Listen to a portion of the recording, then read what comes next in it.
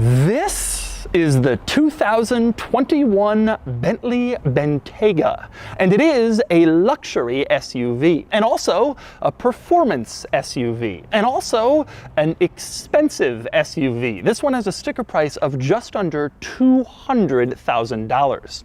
The Bentayga has been heavily revised for the 2021 model year, and today I'm going to review it. Before I get started, be sure to check out Cars and Bids, which is my new online enthusiast car auction website for modern cool cars. If you're looking to buy or sell a cool car from the modern era, the 1980s and up, Cars and Bids is the place to do it. You will get the most money for your cool car if you're selling, and you will find the best variety of cool car if you're buying. Check out Cars and Bids at carsandbids.com. I've borrowed this Bentayga from O'Gara, San Diego, which is also Bentley San Diego, the Bentley dealership here in the San Diego area. Bentley San Diego, of course, has all of the latest Bentley models, including the new Bentayga, which is just starting to arrive and which is going fast as demand for the revised Bentayga is strong. And with good reason. The Bentayga first came out for the 2017 model year, around the same time as a surprising number of other ultra expensive SUVs like the Rolls-Royce Cullinan and the Lamborghini Urus and the Maserati Levante. The Bentayga's biggest selling point has always been the fact that it's a luxury SUV like the Rolls-Royce Cullinan or the Range Rover, but it's also a high performance SUV like the Porsche Cayenne Turbo or the BMW X5M. And that's still true for 2021. The base level Bentayga is a hybrid model, which gets 443 horsepower from its plug-in hybrid V6. That's the Bentayga for environmentally conscious ultra-luxury SUV buyers. At the other end of the spectrum, the top-level Bentayga is called the Bentayga Speed, and it uses a 627 horsepower 12-cylinder. For the new Bentayga, you can only get the 12-cylinder if you get the Speed model. Now, those two powertrains are coming soon. Right now, the only Bentayga available is this one, the twin-turbo V8 model with 540 horsepower. This will be the bulk of sales, and this powertrain sends the Bentayga from 0 to 60 in about 4 seconds. Those powertrains are largely unchanged for the 2021 Bentayga, but some significant other changes have been made, and today I'm going to review the new Bentayga and show them to you. I'm also going to take you on a thorough tour of the Bentayga and show you all of its interesting quirks and features, and then I'm going to get it out on the road and drive it, and then I'll give it a Doug score.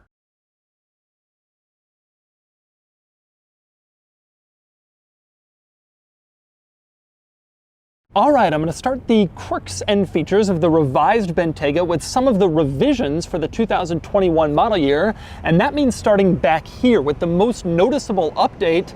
That would be the rear lights. Now, the rear lights in the Bentayga used to look like this. They were pretty standard, nobody really complained, but Bentley has changed them for 21 to look like this in order to align the rear of this car with the Continental GT and the Flying Spur, the other Bentley models. So they all kind of have a similar look in back. Now, these taillights have been pretty polarizing, these big ovals back here. Some people really don't like it. Some people like the Bentley family look, but either way, they're certainly distinctive. You won't be mistaking this for any other type of vehicle. Now, revising the taillights on the new Bentayga means that the new taillights are entirely on the tailgate back here, which presents an interesting challenge when the tailgate goes up. I'll cover that in a second. First, let's talk about opening the tailgate. You look around back, there's no immediately obvious tailgate popper back here, not one above the license plate.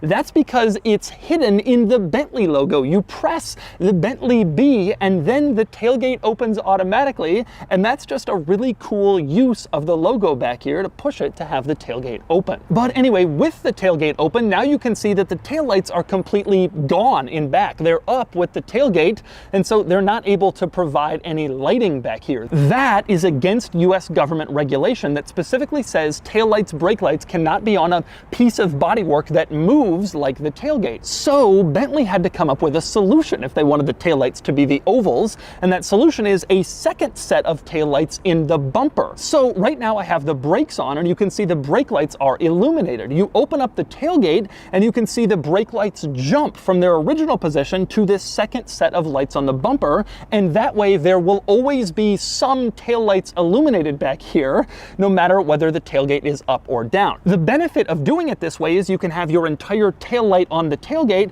The drawback is you gotta have two sets of tail lights, but that's what Bentley has done. And it's also what Audi does in their SUVs, the Q7, the Q5. You can see they also have tail lights mounted on the tailgate and a second set in the bumper for when the tailgate is open. As for the reasoning behind the new taillights, it's not only to tie it into the other Bentley models, but also to create a wider look back here. Bentley wanted the car to look and feel wider, give it more presence on the road, and they think this design has done just that, even though the new Bentayga is not actually wider than the previous model. And in terms of cosmetic changes on the outside of the Bentayga, there's more up front. One obvious one is the headlights. These are completely new headlights, revised again to look like the ones in the Flying Spur and the Continental GT. And if you look closely, you can see they're like crystals. It's a beautiful, expensive car headlight look, and it really does provide the character I suspect Bentley is going for here. You also have a wider grille up here and generally more definition with body in front, again to give this car sort of a more aggressive, larger presence on the road. Once again, the front width doesn't actually change, but because of some stylistic changes and tweaks, Bentley is hoping that you think it just looks like it has more presence. Frankly, I think they've succeeded. It certainly does have more presence, at least within the parameters of the Bentayga platform they were already working with. By the way, these headlights, each of them have 48 individual LEDs inside of them. That's a lot. I wouldn't want to have to pay for one of these out of pocket if I got in an accident and it was damaged. But anyway, next we have to get inside the Bentayga. I want to talk about what's new here, but first I want to talk keys. When you buy a Bentayga, you're given 3 full-size keys, 2 regular keys, and then 1 valet key, which doesn't provide access to the cargo area. Although in an SUV, that's kind of moot because you could just climb back there, but nonetheless, that's what you get. They are thick, full, heavy keys like you would expect for an ultra luxury SUV. Now, one cool thing with the keys, on the Bentayga key, you can see there's an image of a vehicle, looks like a Bentayga with the tailgate up. Of course, you press that and it opens the tailgate. Nothing interesting there, but the reason I mention it is on the Continental GT key, there's an image of what looks like a Continental GT with the trunk up. Press that and it opens the trunk. They've actually created different pictures for each of their vehicles, which is nice attention to detail. Again, something you'd expect at this price point. But anyway, then we climb inside and let's talk revisions to this interior. The updates for 21 are not just on the outside, there's a lot that changes in here. The biggest one is probably this new center screen. It's an 11-inch touchscreen borrowed from the Flying Spur, the Continental GT, and from other high-end Volkswagen Group models like Porsches, and it's sort of the center focal point in this interior. You also have a new digital gauge cluster. It's a full screen in there instead of old school gauges, much more configurable than in the previous Bentayga model, and also much more modern. One thing I love about that digital gauge cluster, look how it displays your speed and engine revs. You can see I'm revving the engine, and just look what happens when the needle climbs. It's like it disturbs this little part of the gauge. It just looks very luxurious, very special. A lot of automakers are doing interesting things with speedometers and tachometers, but this is one of the best that I've seen. One other big change in this interior worth noting is the climate vents right above the center control stack. In the past, it was 2 circles like on older Bentley models. Now you can see it's this more distinctive design. This is intended to mimic the Bentley logo, the wings on the outside with the clock in the middle as the B, and so that's why it's a little bit strangely shaped. It's supposed to remind you that you're in a Bentley, even from your climate vents. But anyway, moving on to some other interesting interior quirks and features. You climb inside with the key, and to start the Bentayga, you press this start-stop button in the center. It's this circle in the middle of the center console. You push that and it starts right up. The reason it's a circle is because surrounding the start-stop button is your drive mode dial, and you can twist the little dial to go from sport to Bentley mode to comfort to custom. I like the fact that the start-stop button is integrated into that drive mode area.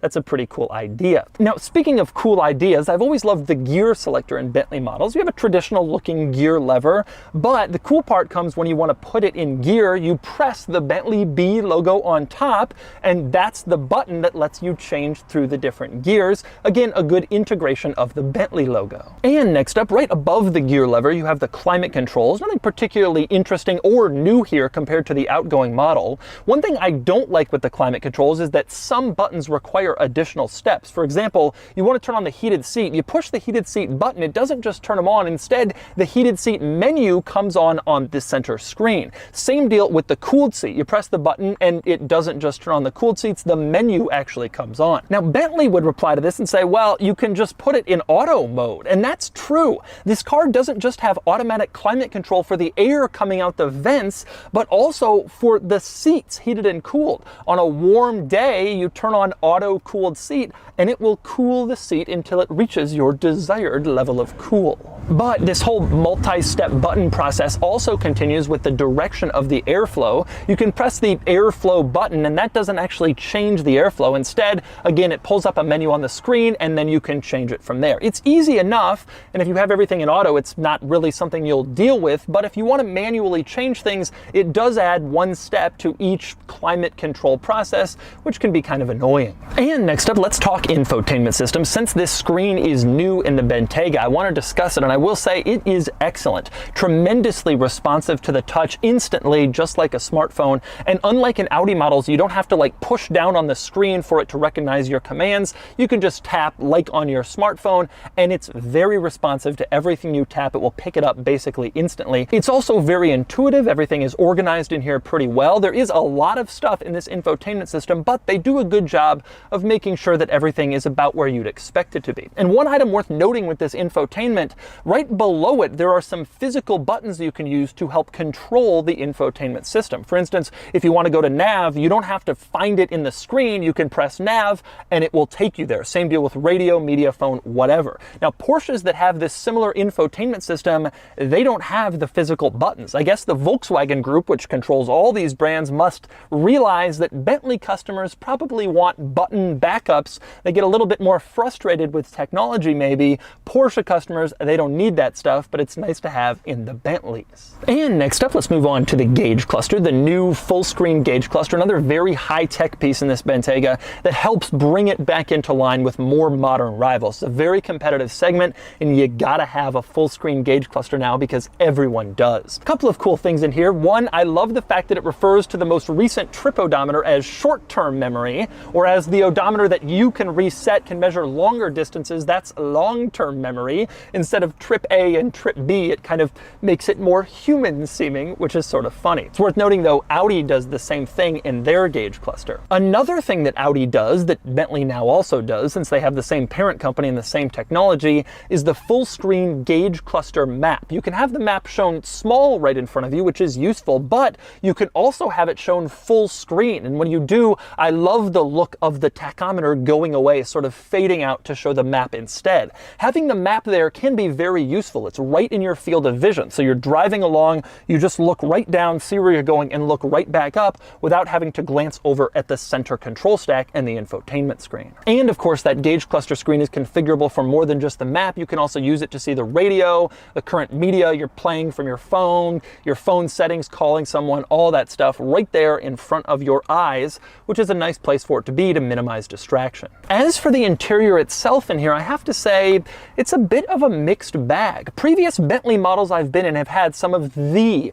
finest interiors in the car industry. I drove a Flying Spur earlier this year that was unbelievable, truly amazing. But this just isn't quite on that level. There's a lot of plastic. In the center console, you can see it all around the gear lever, the start-stop button, pretty much everywhere. Same deal in the center control stack, the wiper stalks. They've used a slightly nicer plastic around the steering wheel buttons, but it's still kind of a cheap-seeming plastic, and it's surprising to see that in there. Now, I recognize that the Bentayga is Bentley's volume vehicle. They're trying to sell it to families. They've sold an enormous number of them, but when you start to diminish that Bentley feel, you really start to hurt the brand, and I fear in some senses that might be what's gone on in here. With that said, generally speaking, it is still a very nice interior, and there are some really beautiful touches in here, some nice materials, some things you won't find in an Audi or a Porsche, but in terms of other Bentley models, it doesn't quite feel as special in the new Bentayga. And next up, climbing into the back of the new Bentayga, the first thing you notice when you get back here is that there is good interior room in back.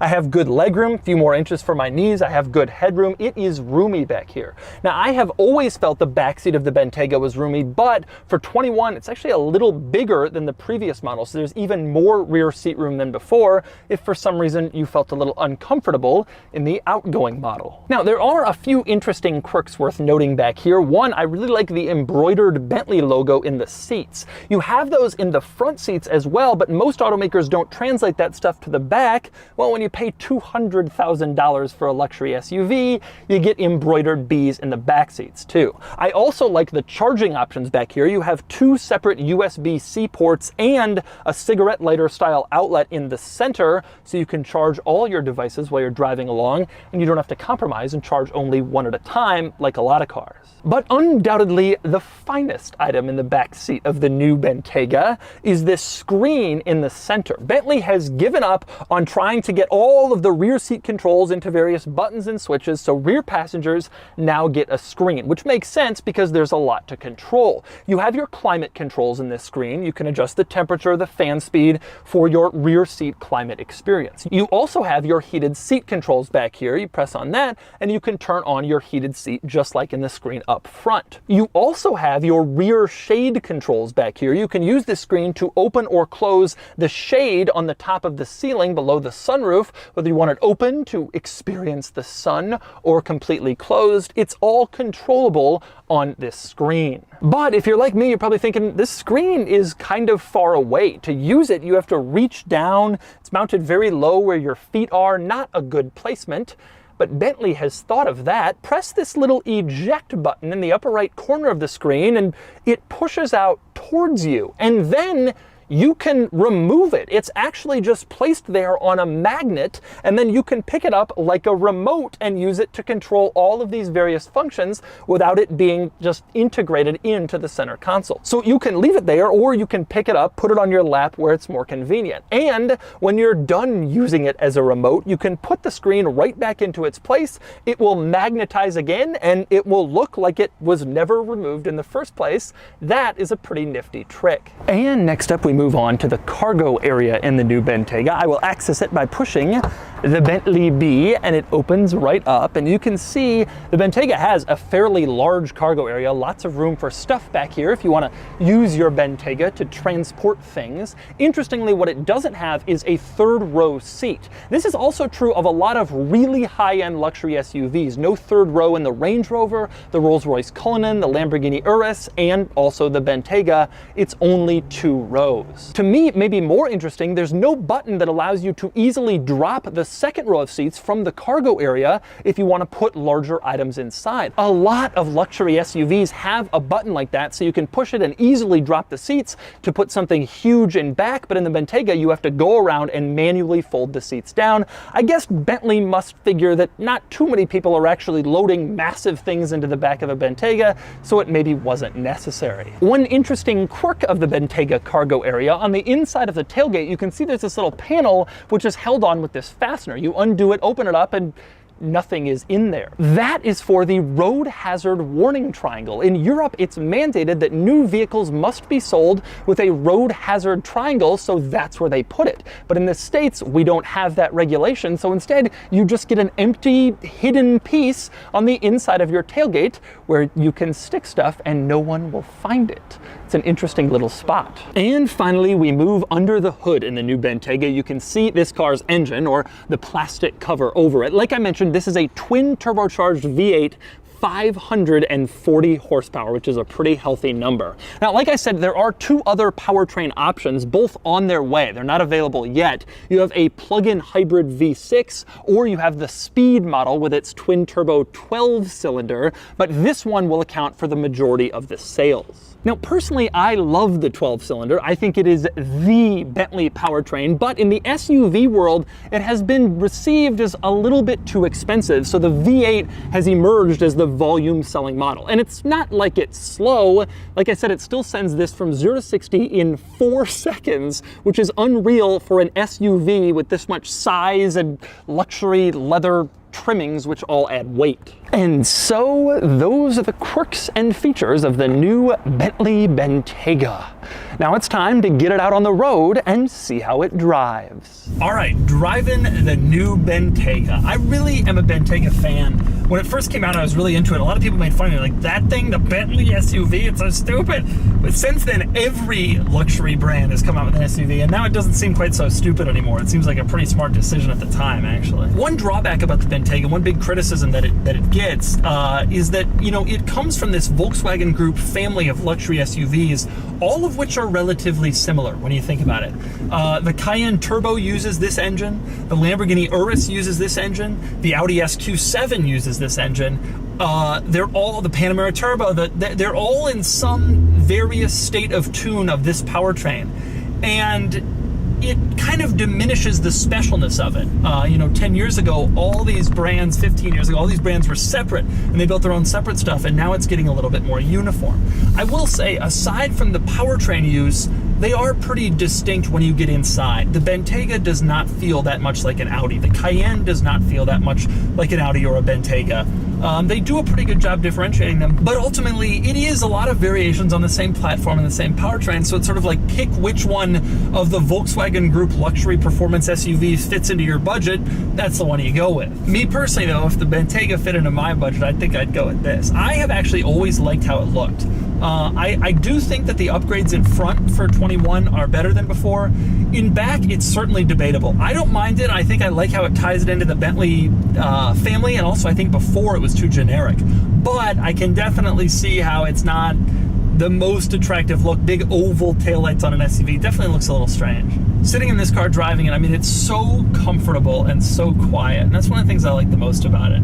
They really have created a fantastic luxury SUV. The Volkswagen Group SUVs, there are two of them right at this price point, the Urus and the Bentayga, but they really do have a very different character. The Urus feels a lot more performance-oriented, you know, exciting, ready to go. This is definitely the luxury vehicle of the two, but it does come with the bonus of having real power. 0 to 60 in 4 seconds is just unbelievable in a vehicle that's this big.